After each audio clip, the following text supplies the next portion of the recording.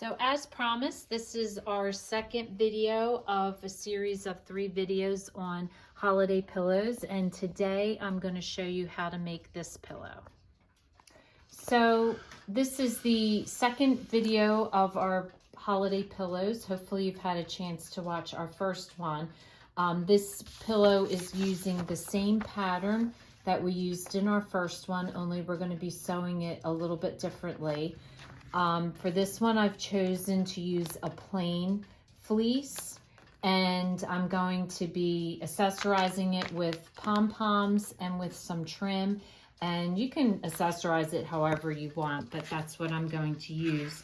Some fabric scissors, regular scissors, a felt tip pen, and some polyfill, again, a sewing machine, and some hot glue.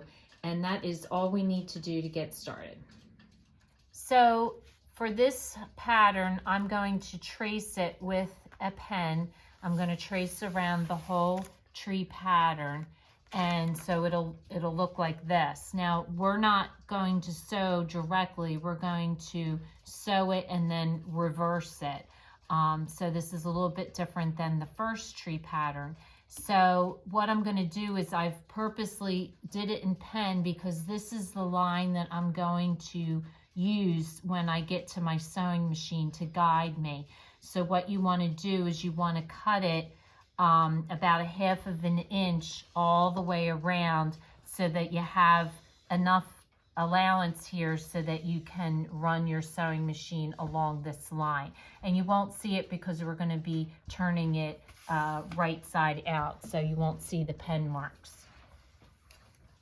Now I had doubled up my fabric because you're going to need 2 pieces. So I doubled it up, I traced it with my pen, and then I've cut it so that it has an allowance out here. So your next step is going to be same as I did with the first Christmas tree. I'm going to start right about here. I'm going to leave a gap right in the center. So I'm going to stitch all the way around, following this line all the way around till I get to here. You want to leave enough room so that you can invert your tree and then fill it with your stuffing. I also put some pins in it just to hold it in place so that it doesn't move at all.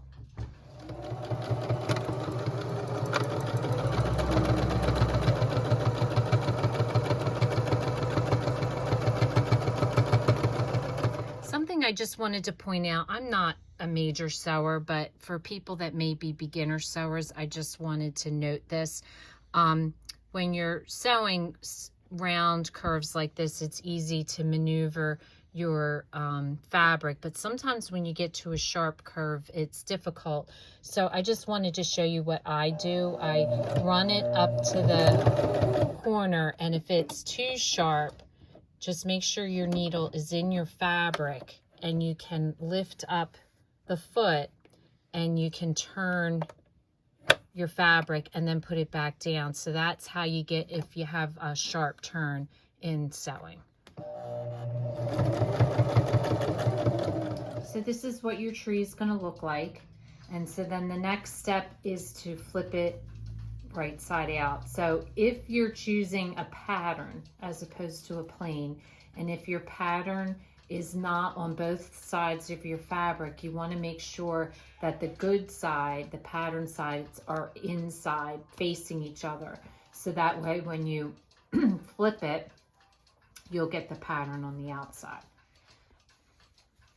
And it's nice to have the hole big enough where your hand can fit in, so you can put your hand in and push the fabric out. So then once you have it inverted, then all you're going to do is use polyfill and fill it full with stuffing. And this is sometimes where the stick that they give you is good if you have any sharp corners or something that you want to get filling into. But you pretty much just start by pushing it tight into the top and then work your way down.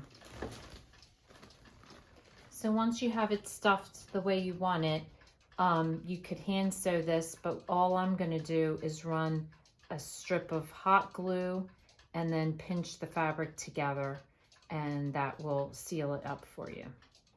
So once you've sealed it, that's what it looks like. And since that's the base of your tree, you're not even going to see that, but it's a pretty clean seal. So your next step will be to put your trim and your pom-poms on. And so for this one, I'm going to use this trim, and I'm just going to hot glue it starting at the seam here at the top. And then I'm just going to wrap it around. And if this one, I don't think I have enough to completely go around the tree. I have two like separate pieces. So if you have one piece, that works the best.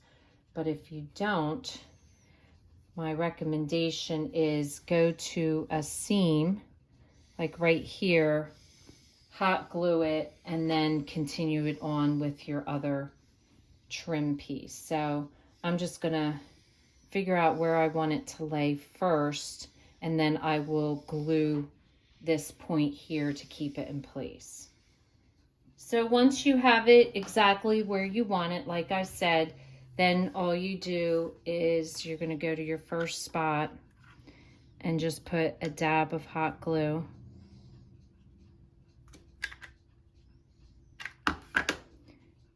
And glue that down.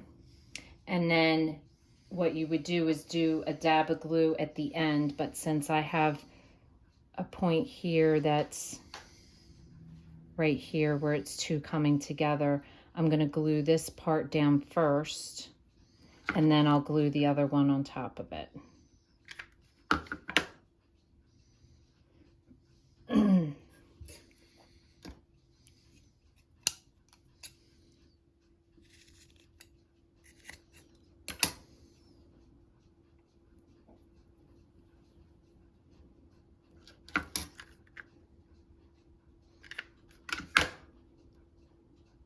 So I didn't put any glue in between because it's tight enough that it's not going to go anywhere. So you only really need to glue the top and the bottom.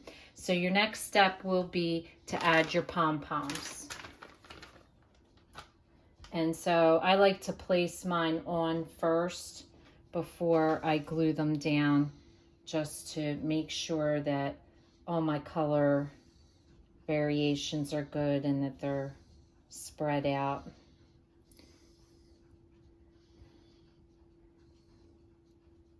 Randomly. So once you have your pom-poms in position where you want them, then all you need to do is just go along and just put a dab of hot glue and glue it down onto your tree.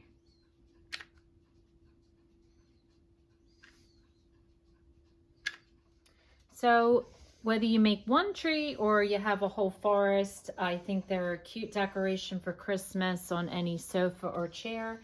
So if this is your first time watching, welcome. And please don't forget to subscribe if you want to receive future notifications of posts. Hit the bell. And if you like this video, please give us a thumbs up. Thanks for watching, and we'll see you again soon.